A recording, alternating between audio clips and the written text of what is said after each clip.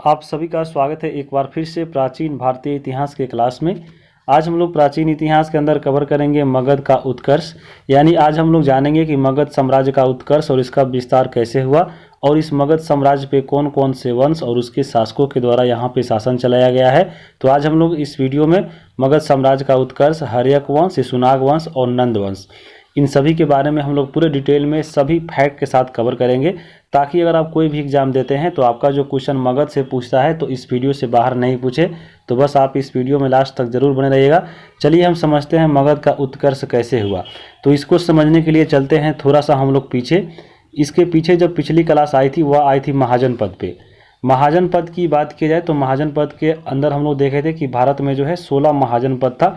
ये कब था? तो 6ठी शताब्दी ईसा पूर्व में, यानी 600 BC में, जब उत्तरवैदिक काल अपने क्या था तो समाप्त हो रहा था। और यहाँ पे उत्तरवैदिक काल में ही लोहा की खोज हो गई थी। और लोहा के खोज होने से क्या हुआ था कि एक नई क्रांति आई थी इतिहास में, कृषि को बढ़ावा मिला था और लोग जो है अस्थायी जीवन जीने लगे थे। अब यहाँ पे जब लोग एक तरफ जीने लगे थे अस्थायी जीवन, तो यहाँ पे उस समय जितने भी महाजन पद थे, यहाँ पे अगर बात की जाए महाजन पद जो उस समय टोटल महाजन पद थे, इन सभी में एक साम्राज्य विस्तार करने की होड़ जगी और यहाँ पे ये सभी आपस में लड़ने लगे। इसी में जो सबसे आगे उभर के आया वो आया था मगध। और मगध जो है इसके पीछे, इसके उभरने का यानी इसका साम्राज्य विस्तार का पीछे बहुत सारा कारण है। एक तरफ तो यहाँ पे देखिए गंगा नदी इधर से आ रहा था, इधर से सोन नदी और गंडक नदी, और इधर से एक विंध्य पर्वत भी था। तो ये सब जो क्षेत्र था इसको बचाता था बाह्य आक्रमण से, इसलिए जो है ये मगध साम्राज्य ऊपर से बहुत सारा विस्तार हो गया। तो यहाँ पे इसका भौगोलिक दृष्टि है या आर्थिक दृष्टि है, इसको हम लोग आगे जानेंगे कि ये मगध साम्राज्य का विस्तार के पीछे कारण क्या था। तो यहाँ पे ये मगध ही सबसे ऊपर उभरा। तो यहाँ पे मगध साम्राज्य जब बना तो यहाँ पे बहुत सारा युद्ध किया था, जैसे अंग को मिलाया, फिर वत्स को मिलाया, यहाँ पे ऐसे मिला मिलाकर ये युद्ध कर करके कौशल को मिलाया। इस प्रकार ये मगध साम्राज्य बना। तो यहाँ पे ये आपका मगध साम्राज्य का जो है ऐसे एक विस्तार हुआ था। इसमें बहुत सारा इससे पीछे कारण है, आगे हम देखेंगे। तो यहाँ पे आप देख सकते हैं जैसे मगध, ये आपका मगध महाजन पद की बात हो रही है उस समय का। मगध जो महाजन पद था, देखिए गंगा, सोन और आपके विंध्य पर्वत इसके बीच में आता था, और एक आपका चंपा नदी भी था और एक चंपा नगर भी था। इसके बीच में जो है इसमें बाह्य आक्रमण करने की जो है यहाँ पे लोगों का डर नहीं था, क्योंकि ये चारों तरफ से घिरा हुआ था पहाड़ों से और नदियों से। इस कारण जो है एक जो मगध साम्राज्य है उसको बढ़ने का मौका ज़्यादा मिल गया। अब यहाँ पे देखिए मगध साम्राज्य के बारे में बात करें तो मगध साम्राज्य जो है यहाँ पे कब कैसे बना, तो यहाँ पे 4 मुख्य जो महाजन पद थे ये सबको हराकर अपने आपस में मिलाया और यहाँ पे एक मगध साम्राज्य बना। जैसे आप देखिए मगध खुद एक था, एक बार अवंती था, कौशल था और वत्सा, ये सबको हराकर यहाँ पे इसमें शामिल किया और मगध साम्राज्य बना। और मगध साम्राज्य बना तो इस साम्राज्य पे चलाने के लिए जो है नए नए वंश का जो यहाँ पे उत्पन्न होता है। जैसे मगध साम्राज्य पे बात की जाए तो देखिए इसका ट्रिक ही बताए थे कि हसीना मासू के साथ है। तो यहाँ पे इन वंशों ने यहाँ पे मगध पे शासन किया है, लेकिन जो इसमें सबसे मुख्य है वो आपका हसीना वाला, यानी आपको हर्यक वंश, शिशुनाग वंश और नंद वंश। क्योंकि नंद वंश के बाद जो है यहाँ पे सिकंदर का आक्रमण होता है, तो भारत का विदेशी आक्रमण आपको पढ़ने को मिलेगा, वो अलग वीडियो आएगा। फिर आपको ये जब हम लोग पढ़ते हैं मौर्य वंश, शुंग वंश और कर्ण वंश, तो इसमें भी आपको 2 वीडियो मिलेगा, क्योंकि एक मौर्य वंश बहुत बड़ा है और उसके बाद मौर्योत्तर काल आएगा, फिर आपका शुंग वंश, कर्ण और सातवाहन वंश। तो ये सब हम लोग आगे पढ़ेंगे। आज हम लोग पढ़ने वाले हैं हसीना के बारे में, यानी आपको हर्यक, शिशुनाग और नंद वंश के बारे में। तो चलिए हम जानते हैं आगे कि मगध साम्राज्य का उत्कर्ष कैसे हुआ और इसके पीछे कारण क्या था। तो मगध साम्राज्य के उत्कर्ष में सबसे बड़ा कारण अगर बात किया जाए तो सबसे बड़ा कारण रहा भौगोलिक स्थिति का, यानी मगध कहाँ बसा हुआ था, कैसे था। तो मगध की बात की जाए तो मगध गंगा और सोन और गंडक नदियों से घिरा हुआ था और इसके पीछे बहुत सारा फायदा था। यानी आपको अगर मैप पे देखा जाए तो यहाँ पे देखिए यह आपका रहा मगध, एक तरफ गंगा नदी, उसके बाद सोन नदी और गंडक नदी, ये यहाँ पे ये नदियों से घिरा हुआ क्षेत्र है। अब यह नदियों से जब चारों तरफ से घिरा हुआ तो देखिए इसका फायदा क्या होगा। सबसे बड़ा अगर फायदा की बात की तो कृषि का, क्योंकि जो गंगा नदी है वह जलोढ़ मिट्टी के लिए जानी जाती है और यहाँ पे कृषि बहुत उपजाऊ होता था।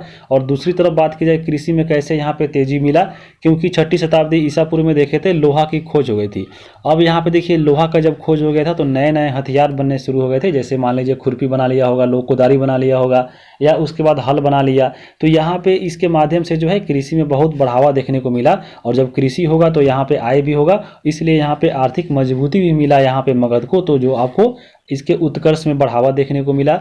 उसके बाद बात की जाए, नदियों के माध्यम से व्यवसाय भी हुआ करता था। उसके बाद यह सुरक्षा भी देता था, जैसे मान लीजिए नदी से घिरा हुआ क्षेत्र है, यहाँ पे गंगा नदी, सोन नदी, गंडक नदी, अब यहाँ पे दुश्मन आक्रमण करेगा तो उसको परेशानी बहुत होगा, क्योंकि नदियों के माध्यम से बड़े बड़े जहाज चाहिए एक आपको हथियार ले जाने के लिए या बहुत सारे सेना ले जाने के लिए, तो यहाँ पे इन नदियों के माध्यम से मगध को सुरक्षा भी मिलती थी। यानी कृषि, व्यवसाय और सुरक्षा में जो है यह धनी था मगध, इसलिए मगध का उत्कर्ष हुआ। और यहाँ पे इसको आर्थिक मजबूती ही मिली, क्योंकि यहाँ पे कृषि हो रहा है, व्यवसाय मिल रहा है, यानी जो मगध था आर्थिक रूप से बहुत यहाँ पे क्या धनी है देखने को मिल रहा है, इसलिए जो मगध है इसका उत्कर्ष ज़्यादा बढ़ा। उसके बाद अगला कारण देखें तो यहाँ पे देखिए छोटा नागपुर पठार। छोटा नागपुर पठार की बात करें तो उस समय यह आपको मगध में पड़ता था, और यहाँ से लोहा परिपूर्ण व्यवस्था में यानी परिपूर्ण रूप से यहाँ पे प्राप्त हो जाता था, जिससे जो है नए नए आपको हथियार बनाने को यहाँ पे लोग सफल हो जाते थे। उसके बाद यहाँ पे देखिए छोटा नागपुर पठार भी जो था वह आपको जंगलों से घिरा हुआ था, और जंगल से घिरा हुआ है तो इसका फायदा क्या हुआ, यहाँ से आसानी लकड़ी से मिल जाते थे। आसानी आपको लकड़ी मिल गया तो लकड़ी का जो बहुत सारा प्रयोग होता था, जैसे जहाज बनाने में या खाना बनाने में, तो यहाँ पे लकड़ी भी आसानी से प्राप्त होता। उसके बाद यहाँ पे छोटा नागपुर पठार का जो जंगल है, यहाँ से आपको जंगल से हाथी पकड़कर यहाँ पे सेना में शामिल कर लेते थे।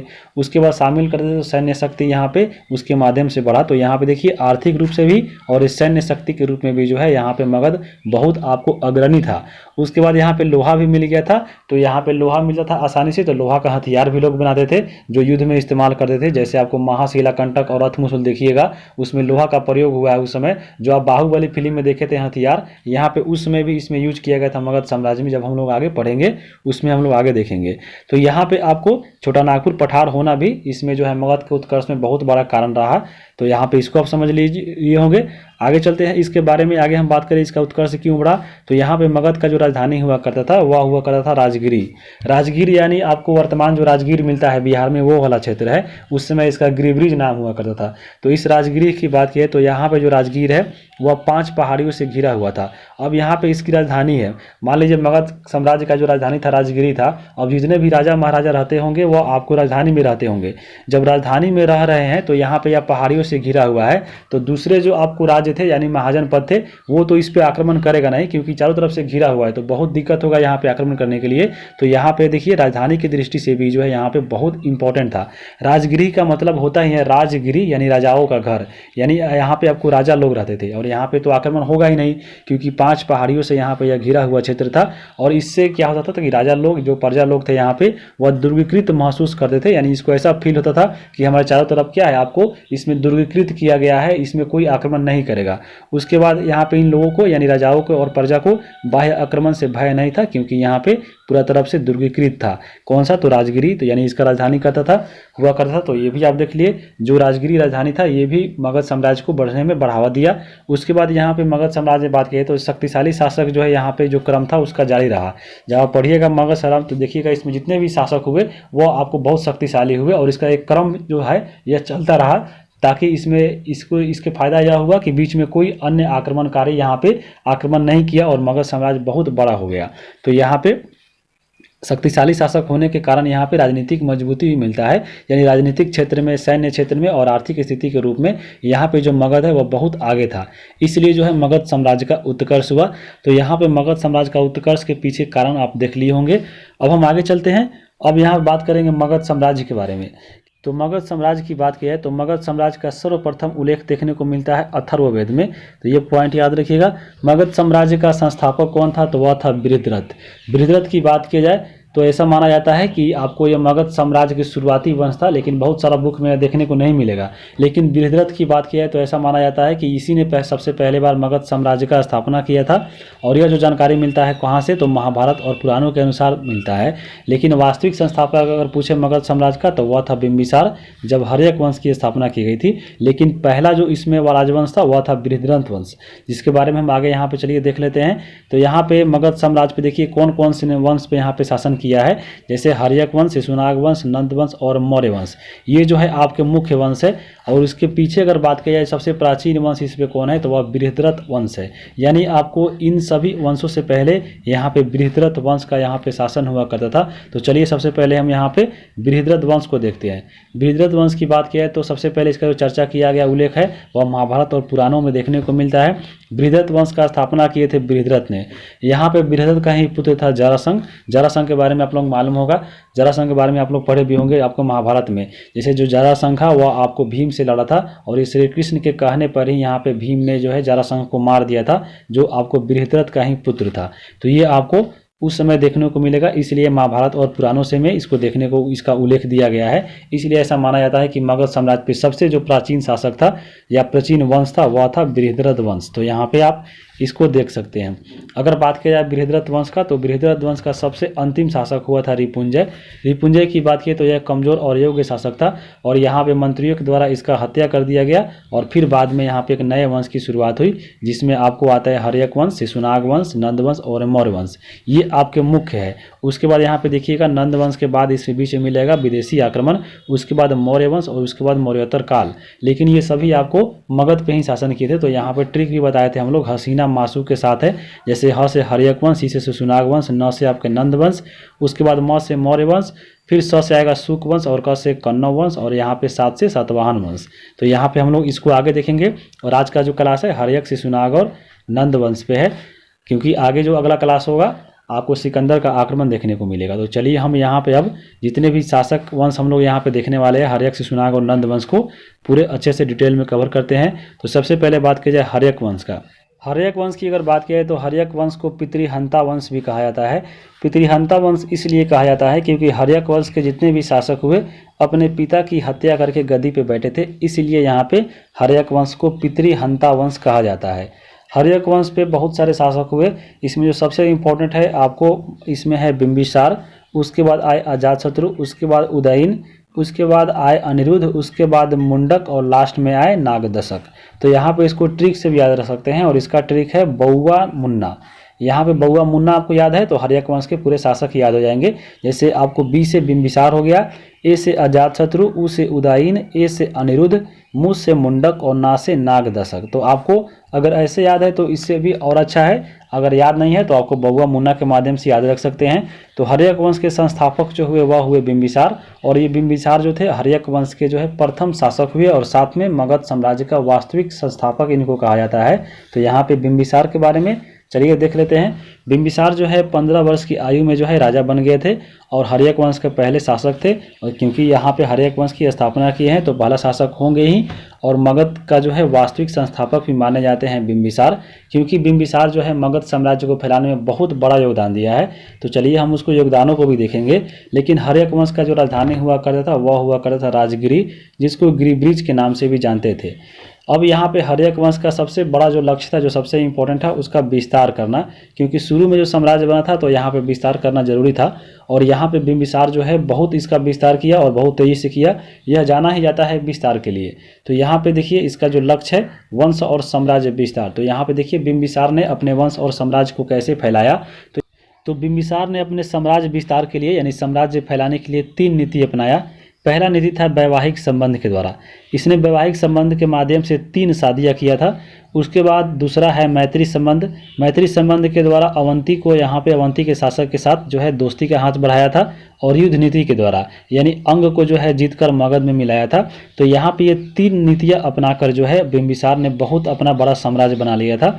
और यहाँ पे अगर आप तीनों नीतियों को देखिएगा तो ऐसा लगेगा कि बिंबिसार जो है बहुत कूटनीतिज्ञ था। देखिए यहाँ पे साम्राज्य विस्तार के लिए कैसे कैसे किया। तो सबसे पहले वैवाहिक संबंध में देखिए यहाँ पे तो 3 शादियाँ किया। अब यहाँ पे मान लीजिए शादी कर रहा है किसी के घर में, तो आसपास के जितने भी राजा थे उसके राजा परिवार में यह शादी करता था। अब राजा परिवार में शादी कर लिया तो यहाँ पे राजा परिवार का यह खुद तो दामाद बन गया। अब तो देखिए दामाद जब बन गया तो इस पर कोई भी अगल बगल का जितने भी शासक जो इसका अपना बेटी का शादी किया है वो तो इस पे हमला करेगा ही नहीं, बल्कि यहाँ पे बिंबिसार अगर किसी दूसरे पे करता है तो यहाँ पे उसका ससुर आके इसको सहायता करेगा।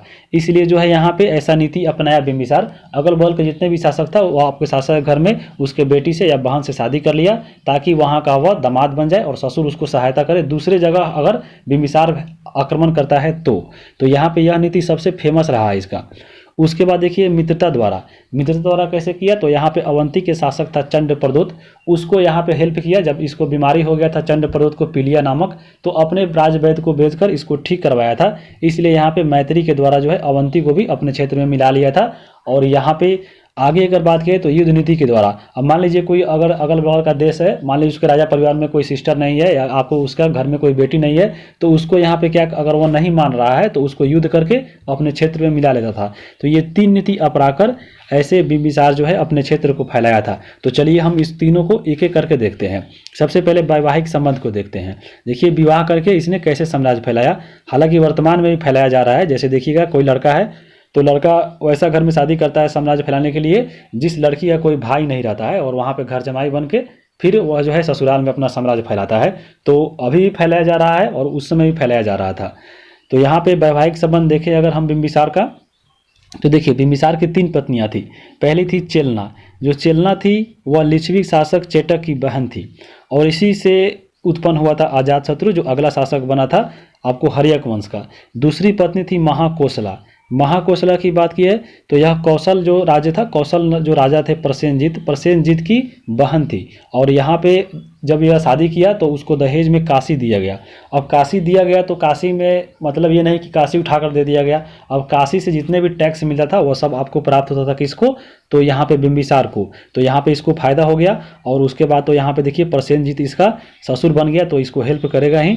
उसके बाद अगर बात की जाए तीसरा जो है क्षेमा की बात करें तो पंजाब के मध्य प्रदेश की ये राजकुमारी थी, और इससे ही आपको यह शादी कर लिया था और वहाँ से भी इसको हेल्प मिलता था। तो यहाँ पे ये 3 शादियाँ अपनाया था, तो यहाँ पे आप देख सकते हैं। उसके बाद जब इसका पुत्र अजातशत्रु बना था तो अजातशत्रु भी जो है यहाँ पे जो प्रसेनजीत थी उसकी पुत्री से शादी कर लिया था जिसका नाम था वाजीरा। तो जब हम लोग अजातशत्रु पढ़ेंगे तो उसको भी देखेंगे। और फिर यहाँ पे इसने भी काशी को फिर दोबारा जो है इसको दहेज में मिल गया था। तो यहाँ से आप इसको देख सकते हैं। तो 3 शादियाँ आप देख लिए, पहला पत्नी चेलना, दूसरी महाकोशला और तीसरा जो है इसमें क्षेमा है। तो वैवाहिक संबंध के द्वारा अब यहाँ पे देखिए वैवाहिक संबंध हो गया। तो यहाँ पे देखिए अब यहाँ पे लिच्छवी हो गया, उसके बाद कौशल हो गया और पंजाब हो गया। अब ये तो यहाँ पे इस पे आक्रमण करेगा ही नहीं बिंबिसार पे, यहाँ पे इसको खुद हेल्प ही करेगा बिंबिसार को। इसलिए यहाँ पे यह शादी का जो है आपको मामला, यहाँ पे शादी का जो नीति था वो अपनाया था बिंबिसार अपने साम्राज्य को फैलाने के लिए।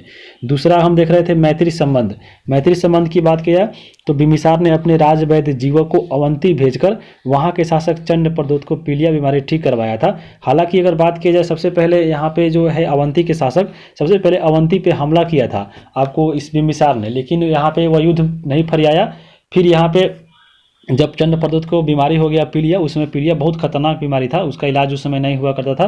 तो यहाँ पे इस पीलिया को जब बीमारी हो गया चंद्रप्रदोत को तो यहाँ पे बिंबिसार ने अपने राजवैद्य जीवक को भेजा था और यह ठीक कर दिया था। इसलिए आपको वो आकर हाथ मिलाया और यहाँ पे बोला आपको चंद्रप्रदोत की आगे भविष्य में कभी भी हमारा हेल्प जरूरी पड़ेगा कहीं युद्ध में या कहीं भी तो आपको जरूर याद कीजिएगा। तो इस प्रकार मैत्री संबंध भी अपनाया।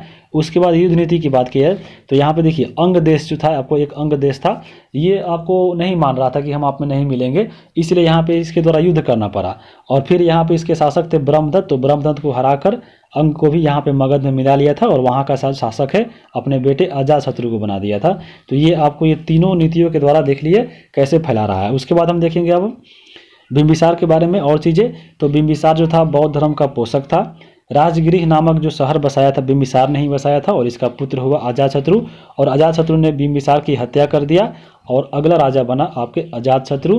तो अजातशत्रु के बारे में चलिए हम देखते हैं। अजातशत्रु की बात की जाए तो इसका एक उपनाम था कुनिक, यानी इसको कुनिक के नाम से भी जानते थे, और दूसरा पितृहंता पुत्र भी कहा जाता है क्योंकि पिता बिंबिसार की हत्या करके यह खुद राजा बना था। कौन? तो अजातशत्रु। अजातशत्रु का शासनकाल रहा 492 से लेकर 460 ईसा पूर्व, और यहाँ पे देखिए इसकी राजधानी भी हुआ करता था राजगृह में। अजातशत्रु की बात की जाए तो अजातशत्रु बौद्ध और जैन दोनों को मानता था, लेकिन जो है इसमें अगर आप देखिएगा 492 और 460 के बीच में आपको आ रहा होगा 483 ईसा पूर्व। 483 ईसा पूर्व वह समय था जब गौतम बुद्ध को मृत्यु हो गए थे, यानी महानिर्वाण की प्राप्ति हुई थी। तो यहाँ पे आप देख सकते हैं, सीधा एग्जाम में पूछता है कि गौतम बुद्ध की मृत्यु के समय कौन से वंश का शासक था या कौन शासक था। तो यहाँ पे देख सकते हैं अजातशत्रु था, उसको भी देख सकिएगा। तो यहाँ पे ये भी देख लीजिए कि अजातशत्रु के शासनकाल के 8वें वर्ष में जो है महापरिनिर्वाण प्राप्ति हुई थी किसकी, तो अजातशत्रु की। तो ये पॉइंट आप याद रखिएगा। आगे हम बात करेंगे अजातशत्रु के बारे में। तो चलिए अजातशत्रु के काल में देखिए कौन कौन सा महत्वपूर्ण घटना घटा हुआ है। तो अजातशत्रु के समय में जो सबसे महत्वपूर्ण घटना था वह था वैशाली को जीतना, क्योंकि अजातशत्रु ने वैशाली को जीतने के लिए बहुत सारा समय लगाया। जैसे जीतने के लिए इसको 15 साल लग गया था, क्योंकि जो वैशाली था वो बहुत इंपॉर्टेंट था और बहुत शक्तिशाली राज्य था। तो यहाँ पे वैशाली को जीतने के लिए जो है एक अजातशत्रु का मित्र था, वह था वर्षकार। तो यहाँ पे वर्षकार ने भी सहायता की थी और वैशाली के युद्ध में ही जो है अजातशत्रु के द्वारा रथमुसल और महाशिला कंटक का प्रयोग किया गया था। ये जो रथमुसल है और महाशिला कंटक है उसका फोटो आप इसके जो ऊपर जो आप लगाए सबसे पहले देखे होंगे, इसमें आप दिखाई देते हैं एक बार और। यहाँ पे देखिए ये आपका है रथमुसल। रथमुसल देखिए यहाँ पे रथ है और इसमें जो है आपको जैसे बाहुबली मूवी में देखे होंगे आपको ऐसे रहता है, इसमें चक्का रहता है और फिर इसमें देखिए इसमें हथियार लगा हुआ है, ऐसे ऐसे पंखा आपको लोहा वाला, और जैसे जैसे आगे बढ़ेगा पूरा सेना को काटते चला जाएगा। तो ये आपका रथमुसल था जो आपको बाहुबली मूवी में देखने को मिला था। और देखिए आपको अजातशत्रु के समय में भी यानी आपको ईसा पूर्व में देखने को मिल रहा है। तो आप समझ सकते हैं कितना पुराना हथियार था जो अभी भी फेमस है। और उसके बाद ये देखिए ये आपका है महाशिला कंटक। इसमें क्या होता है कि आपको इसमें बड़ा बड़ा पत्थर का टुकड़ा रख दिया जाता है और फिर इसको छोड़कर ऐसे फेंका जाता है और ये बड़े बड़ा जो जाकर पूरी सेना का पूरा तबाही कर देता है। तो आप समझ लीजिए रथमुसल और महाशिला कंटक का जो प्रयोग है वह अजातशत्रु के समय में हुआ है। समझ लीजिए कितना पुराना है। और यहाँ पे यह कब किया गया था, तो यहाँ पे आप देख सकते हैं वैशाली को जीतने के क्रम में जो है अजातशत्रु के द्वारा रथमुसल और महाशिला कंटक का प्रयोग किया गया है और इसको आप बाहुबली मूवी में देखे होंगे। तो यहाँ पे ये अजातशत्रु का एक बहुत ही महत्वपूर्ण जो है लक्ष्य था, वैशाली को जीत कर मिलाना, और मिला लिया था। अजातशत्रु के समय में दूसरा जो आपको महत्वपूर्ण घटना है वह है प्रसेनजीत की पुत्री से विवाह और दहेज के रूप में काशी प्राप्त करना। क्योंकि अगर हम बात करें अजातशत्रु का, तो अजातशत्रु के जो फादर थे बिंबिसार ने जब प्रसेनजीत की बहन से शादी किया था तो वहाँ पे इसको काशी दहेज में मिला था। लेकिन जब बिंबिसार को अजातशत्रु ने मार दिया था तो फिर प्रसेनजीत ने जो है काशी को वापस ले लिया था अपने क्षेत्र में। तो फिर अजातशत्रु ने भी सोचा, फिर इसकी पुत्री से वाजिरा से विवाह कर लिया और फिर जो है दहेज के रूप में काशी प्राप्त कर लिया। तो यहाँ पे बिंबिसार के द्वारा भी और यहाँ पे इसके जो फादर थे बिंबिसार और अजातशत्रु यानी इन दोनों ने जो है काशी को दहेज के रूप में प्राप्त किया था। तो याद रखिएगा। उसके बाद बात की जाए अजातशत्रु के समय में महत्वपूर्ण घटना, तो अजातशत्रु के समय में सबसे शक्तिशाली जो प्रतिद्वंदी था वह था अवंती। क्योंकि अवंती ने जो है मगध पर आक्रमण करने के लिए धमकी दिया था, इसलिए अजातशत्रु ने राजगीर को किलेबंदी करवाया और जिस कारण जो है अवंती आक्रमण करने में यहाँ पे असफल रहा था। तो ये भी यह एक बहुत महत्वपूर्ण उपलब्धि था अजातशत्रु का। उसके बाद अजातशत्रु के समय में ही राजगिरी में प्रथम बौद्ध संगीति का आयोजन हुआ था, यानी प्रथम बौद्ध सभा हुआ था। कब हुआ था, तो 483 ईसा पूर्व में। और इसमें क्या हुआ था, तो चलिए हम इसको एक बार देख ही लेते हैं। आपको एग्जाम में मिलान करने के लिए भी देता है, जैसे सीधा पूछ सकता है कि प्रथम जो 483 ईसा पूर्व में, या सीधा पूछेगा कि प्रथम जो बौद्ध संमति हुआ था उस समय जो है कौन शासक था, अजातशत्रु था। कौन वंश था, तो हर्यक वंश था। उसके बाद इसमें 483 ईसा पूर्व में हुआ था, कहाँ थे, तो राजगिरी में हुआ था और इसकी अध्यक्षता कर रहे थे महाकश्यप। तो ये पॉइंट याद रखिएगा। फिर जब हम लोग आगे पढ़ेंगे इसी में तो कालाशोक भी आएगा, अशोक भी आएगा और आपको कनिष्क भी आएगा जो आपको बौद्ध संगति के समय हुआ था। तो यहाँ पे हम लोग पहला पढ़ रहे हैं, तो पहला आपको यहाँ पे देख लीजिए अजातशत्रु के समय यह हुआ था। आगे अगर बात की जाए इसमें क्या हुआ था, तो प्रथम बौद्ध संगति में आप देख लीजिए यहाँ पे बुद्ध के उपदेशों का संकलन हुआ था और आनंद के द्वारा सूत पिटक और आपको विनय पिटक का संकलन हुआ था। तो ये पहले बौद्ध संगति की यानी 483 ईसा पूर्व की अजातशत्रु के काल में घटना है। तो ये भी आप देख सकते हैं। आगे हम बात करते हैं। आगे अगला यहाँ पे देखिए अगला शासक बनता है उदयीन। उदयीन जो है ये भी पितृहंता पुत्र है, क्योंकि उदयीन ने भी अजातशत्रु की हत्या करके गद्दी पे बैठा था और इसका शासनकाल रहा 460 से लेकर 444 ईसा पूर्व में। उदयीन की बात करें तो उदयीन जो है जैन धर्म के पोषक था, यानी यह जैन धर्म को मानता था और यहाँ पे एक इसने नगर की स्थापना किया था जिसको कुसुमपुर या पाटलिपुत्र कहा जाता है। पाटलिपुत्र की इसने जो स्थापना किया था वह किया था गंगा और सोन नदी के संगम पे, जो आधुनिक पटना के नाम से जाना जाता है। और यहीं पे आपको यह नगर बसाने के बाद जो है उदयन ने अपने राजधानी को राजगृह से बदलकर पाटलिपुत्रा कर दिया था। तो इसी के समय यानी उदयन के समय में ही पाटलिपुत्र राजधानी बना था मगध का, और यहाँ पे उदयन ने ही पाटलिपुत्र नगर को बसाया था। सीधा पूछता है कि पाटलिपुत्र की स्थापना किसने की थी, तो आपको उदयन ने किया था।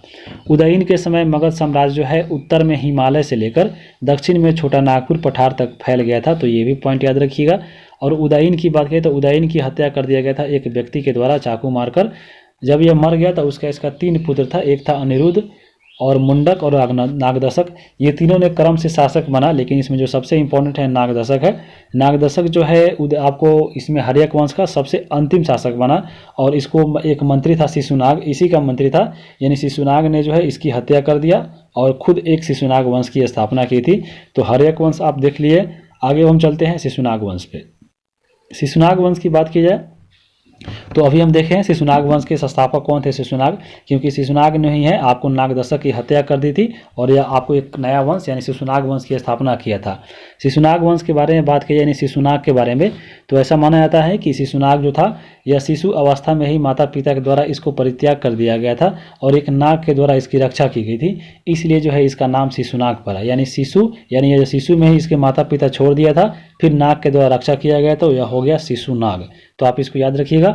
और अगर बात की जाए शिशुनाग को, तो जब हर्यक वंश चल रहा था तो उसमें बनारस के राजा के समय में यह गवर्नर हुआ करता था पहले बनारस में, फिर आपको मंत्री बना या हर्यक वंश में, और या फिर मंत्री बन के नागदशक की हत्या कर दिया और फिर शिशुनाग वंश की स्थापना की। अब यहाँ पे देखिए शिशुनाग वंश के समय में कौन कौन से महत्वपूर्ण घटना घटा।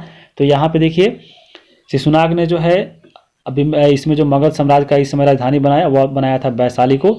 इससे पहले पाटलिपुत्र था जो उदयन ने बनाया था, और यहाँ पे इसके बाद वैशाली बना। उसके बाद इसके समय महत्वपूर्ण घटना यह घटा कि अवंती और वत्स को अधिकार कर यहाँ पे मगध में मिला लिया था। ये सबसे इंपॉर्टेंट घटना है। इसलिए आपको सीधा पूछता है कि अवंती और वत्स पे अधिकार कौन किया था, तो आपको शिशुनाग वंश ने ही किया था। और इसके समय में अगर मगध की बात की जाए तो मगध साम्राज्य पूरा बंगाल से लेकर आपको जितने भी मालवा पठार है यहाँ तक फैल गया था। उसके बाद अगर बात की जाए तो यहाँ पे कालाशोक की मृत्यु नहीं होगा, यहाँ पे आपको शिशुनाग होगा। शिशुनाग की मृत्यु के बाद उसका पुत्र जो है कालाशोक वह गद्दी पे बैठा, क्योंकि कालाशोक ने ही शिशुनाग की हत्या कर दी थी और उसके बाद यह गद्दी पे बैठा था। तो चलिए अब कालाशोक के बारे में हम जानते हैं। कालाशोक की बात की जाए तो कालाशोक का शासनकाल का रहा 394 से लेकर 366 ईसा पूर्व में। कालाशोक ही काकवर्ण के नाम से जाना जाता है, और यह पुराणों में बताया गया है कि कालाशोक का नाम जो है काकवर्ण हुआ करता था। कालाशोक के राजधानी की बात करें तो यह पाटलिपुत्र स्थानांतरित कर दिया था, क्योंकि उदयन ने जब पाटलिपुत्र बनाया था तो इसके कालाशोक के जो पिता थे कौन थे, तो आपको शिशुनाग में फिर वैशाली कर दिया था, लेकिन फिर जब कालाशोक बना तो पाटलिपुत्र स्थानांतरित कर दिया। इसी के समय में द्वितीय बौद्ध संगति हुई थी 383 ईसा पूर्व में वैशाली में। तो बहुत इंपॉर्टेंट है। अगर हम बात सीधा पूछता है मिलान करने के लिए दे देता है। जैसे पहला जो हुआ किसके वंश में हुआ था, तो पहला जो हुआ था आपको अजातशत्रु के समय में हर्यक वंश में हुआ था। और दूसरा की बात की तो दूसरा जो है शिशुनाग वंश में हुआ था और उस समय कालाशोक उसके शासक थे। तो यहाँ भी ये भी याद रखिएगा। और दूसरा जो है वैशाली में हुआ था। अगर हम बात करें कालाशोक की, तो कालाशोक की मृत्यु कैसे हुआ, तो इसको भी एक व्यक्ति ने यहाँ पे चाकू मारकर हत्या कर दिया था। और ये जो इसका हत्या का जो चर्चा है वो कहाँ पे दिया गया है, तो आपको हर्ष चरित्र में दिया गया है। तो ये भी आप पॉइंट ये देख सकते हैं। आगे हम चलते हैं। अब आगे देखेंगे कालाशोक के बारे में। जब देखिए कालाशोक जब यहाँ पे इसको एक व्यक्ति ने मार दिया था, तो उसके बाद कालाशोक के 10 पुत्र थे। ये जो 10 पुत्र थे संयुक्त रूप से 22 वर्षों तक शासन चलाया सब मिलकर। और इन 10 पुत्रों में सबसे जो प्रमुख शासक हुआ वह हुआ महानंदिन, जिसको नंदीवर्धन भी कहा जाता है। महानंदिन या नंदीवर्धन जो था शिशुनाग वंश का अंतिम शासक था। और फिर महापद्म नंद ने इस वंश को समाप्त कर दिया था, शिशुनाग वंश को, और फिर एक नए वंश की स्थापना किया गया था और उस वंश का नाम रखा था नंद वंश। नंद वंश इसलिए कहा जाता है क्योंकि ये जो महापद्म नंद है, इसी में देखिए महापद्म नंद को ही बोला जाता है नवनंद, यानी आपको नंद वंश को नवनंद भी कहा जाता है। नवनंद इसलिए भी कहा जाता है क्योंकि इसके जो संस्थापक थे महापद्म नंद, इसके 8 पुत्र थे। तो 8 शासक ये और एक खुद, यानी आपको महापद्म नंद, कुल मिलाकर 9 शासक जो थे यानी 9 नंद हुए, इसलिए नंद वंश को नवनंद भी कहा जाता है। तो यहाँ पे इसके संस्थापक हुए महापद्म नंद। और ये जो महापद्म नंद नाम देखने को मिलता है वह मिलता है पुराणों में, लेकिन जो है अगर बात की जाए तो महापद्म नंद को ही उग्रसेन नाम से भी जाना जाता है और इसका चर्चा है महाबोधि वंश से प्राप्त होता है कि नंद वंश के जो संस्थापक हुए महापद्म नंद वो उग्रसेन नाम से जाने जाते थे। तो यहाँ पे उग्रसेन भी याद रख सकते हैं और महापद्म नंद भी याद रख सकते हैं।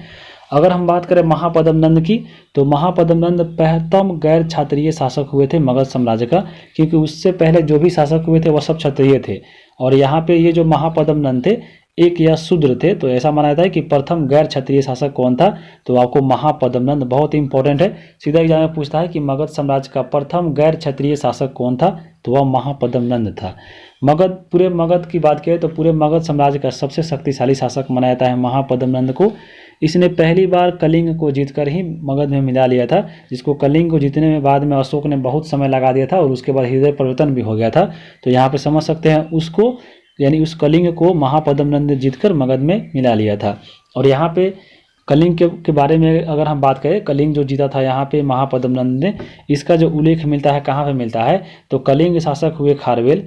अपने इस अभिलेख में जो है खारवेल ने यहाँ पे इस जीत का चर्चा किया गया है कलिंग का, तो यहाँ पे इसको याद रखिएगा। कलिंग शासक ने अभिलेख लिखवाया था हाथी गुम्फा अभिलेख में ही बताया गया है कि महापद्म ने कलिंग को जीतकर मगध में मिलाया था और यहाँ पे एक नहर भी खुदवाई थी। तो ये भी पॉइंट याद रखिएगा। आगे हम बात करेंगे इसके उपाधि के बारे में। देखिए, तो महापद्म नंद ने यहाँ पे उपाधि धारण की थी, जैसे भार्गव। यहाँ पे इनको भार्गव की उपाधि दिया गया था। भार्गव का मतलब होता है दूसरे परशुराम का अवतार। उसके बाद सर्व छत्रांतक भी कहा जाता है, यानी क्षत्रियों का नाश करने वाला भी माना जाता है किसको, तो महापद्म नंद को। और इसको एक और उपाधि मिली थी, एकराट या एक छत्र। एकराट या एक छत्र इसलिए कहा जाता है क्योंकि विशाल साम्राज्य को स्थापना जो है इसी के द्वारा किया गया था। एक विशाल साम्राज्य बन गया था महापद्म नंद के द्वारा। नंद वंश में ही सबसे बड़ा ऐसा माना जाता है कि नंद वंश के समय में ही जो बहुत बड़ा शासक जो है, बहुत बड़ा शासन व्यवस्था इसमें हो गया था और बहुत सारा सैन्य शक्ति बढ़ गया था। बहुत सारा घोड़ा या आपको पैदल सेना इसमें लाखों में संख्या में बढ़ गई थी। इसलिए जो है महापद्म नंद सबसे शक्तिशाली शासक माना जाता है किसका, तो आपको मगध साम्राज्य का। उसके बाद हम बात करें महानंद के जो है 8 पुत्र थे, अभी बताए हैं 8 पुत्र ये, और एक खुद आपका महानंद, कुल मिलाकर 9 हुए, इसलिए 9 नंद कहा जाता है। तो महापद्म नंद की मृत्यु के बाद यहाँ पे यह 8 पुत्र जो है आपको शासक बना और इसमें जो सबसे जो प्रमुख है वो आपको है घनानंद। घनानंद की बात की है तो घनानंद ने ही चाणक्य को इसने अपने अपमान किया था अपने दरबार में बुलाकर, इसलिए जो है चाणक्य ने यहाँ पे चंद्रगुप्त मौर्य की सहायता से लेकर इसको मरवाया था और फिर मौर्य वंश की स्थापना हुई थी। तो यहाँ पे यह घनानंद जो है नंद वंश का अंतिम शासक था। ये जो है जनता पर बहुत अत्याचार करता था और जनता पे जो है बहुत सारा टैक्स लगा दिया करता था, इसलिए यहाँ की जो जनता है यानी जो प्रजा है वो असंतुष्ट थी घनानंद से। और चंद्रगुप्त मौर्य ने बाद में आकर यहाँ पे चाणक्य की मदद से इसे मारकर मौर्य वंश की स्थापना की थी। और घनानंद के समय में ही भारत पे जो है सिकंदर यानी आपको यूनानी आक्रमण शुरू होता है। 323 ईस्वी पूर्व में आपको सिकंदर ने आपको आक्रमण किया था कहाँ पे, तो आपको भारत में। तो जब हम लोग अगला वीडियो जो आएगा उसमें हम लोग सिकंदर के बारे में और यूनानी आक्रमण के बारे में पूरे डिटेल में कवर करेंगे। तो ये आपको नंद वंश यहाँ पे समाप्त होता है। तो यहाँ पे हम लोग देखिए, अब यहाँ पे आपको हर्यक वंश, नंद वंश और हम लोग बीच में एक शिशुनाग वंश, ये तीनों को कवर कर लिया है। और अगला जो आपका क्लास आएगा वह आपको आएगा भारत पर विदेशी आक्रमण। उसमें जब हम लोग देखेंगे सिकंदर के बारे में, फिर आपको मौर्य वंश के बारे में पढ़ेंगे। तो यहीं पे हम वीडियो को समाप्त करते हैं। वीडियो कैसा लगा आप एक बार जरूर कमेंट करके बताइए। चैनल पे नए हैं तो चैनल सब्सक्राइब कर लीजिए। वीडियो देखने के लिए आप सभी को बहुत बहुत धन्यवाद।